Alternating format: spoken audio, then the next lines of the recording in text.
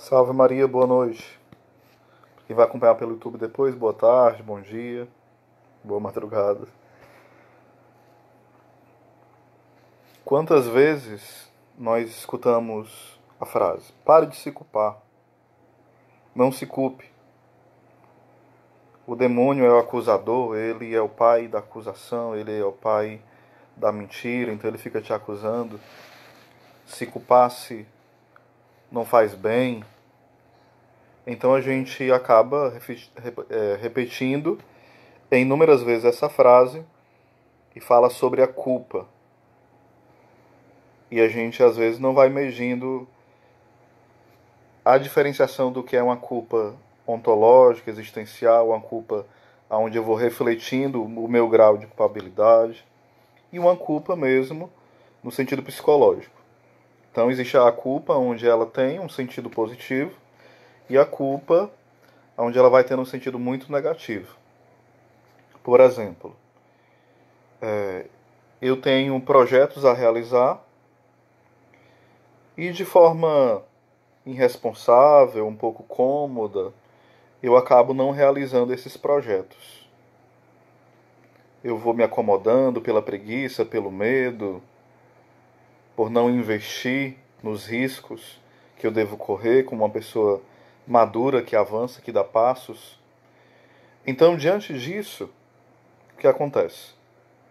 A gente vai deixando passar oportunidades, às vezes oportunidades maravilhosas de crescimento, de amadurecimento, às vezes uma viagem para um outro estado, para um outro país, um emprego melhor, um relacionamento de namoro, um chamado vocacional.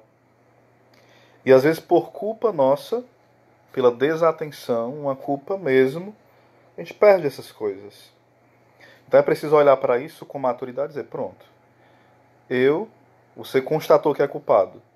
Então você vai reconhecer a culpa, vai rever as suas atitudes, vai rever a sua forma de projetar-se diante do mundo e vai tomar novas decisões, novas posturas.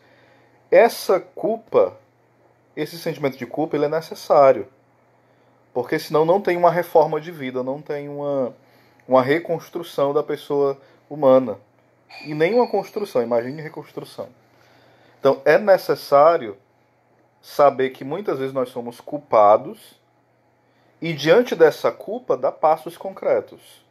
Na vida intelectual, na vida espiritual, na vida familiar.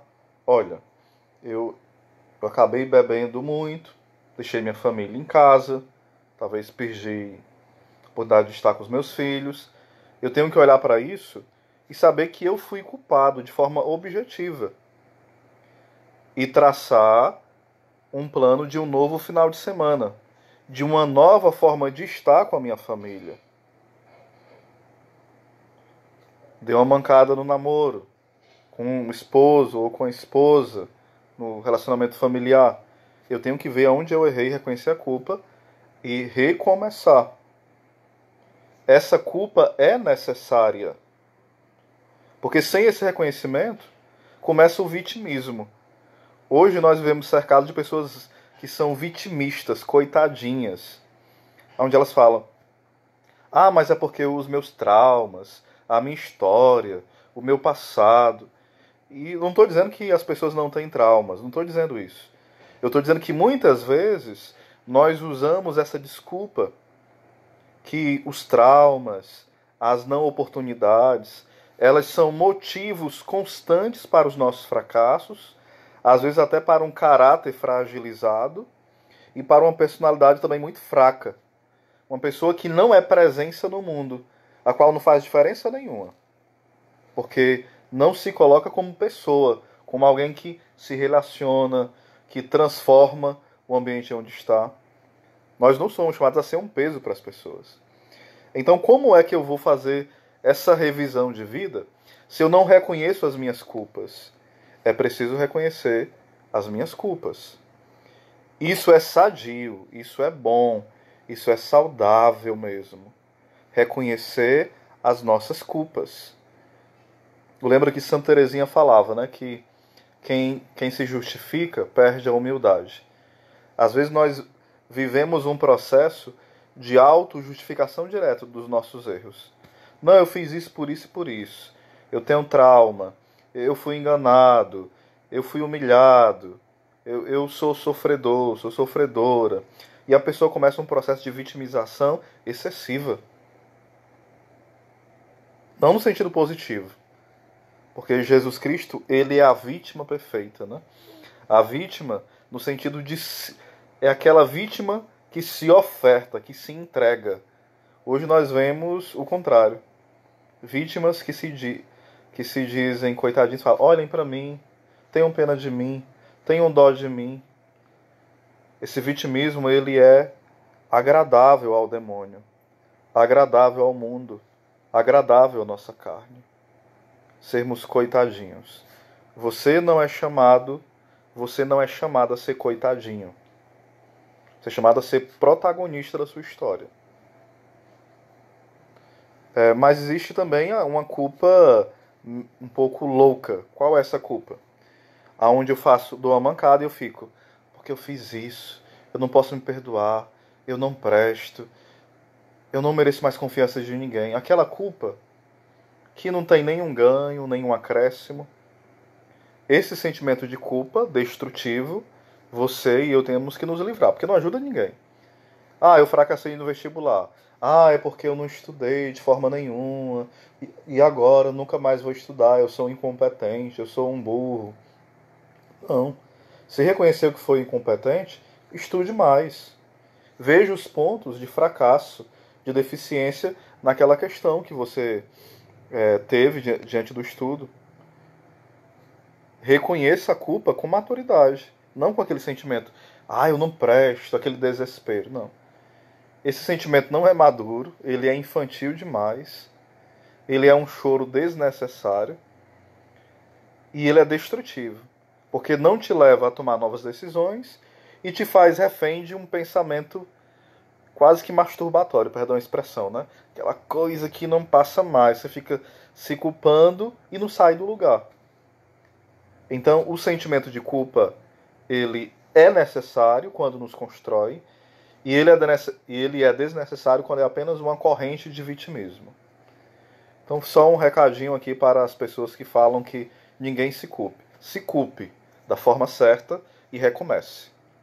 Nós temos que dizer, minha culpa, minha tão grande culpa. A fé cristã nos ensina demais, né? Santo Agostinho fala, feliz culpa, ó feliz culpa que nos trouxe tão grande redenção. Não é a culpa pela culpa, mas nós devemos ver as brechas que a culpa vão deixando para nós, né? Então, as culpas, os momentos onde de fato eu sou culpado, são oportunidades de maturação da minha fé, como pessoa mesmo humana.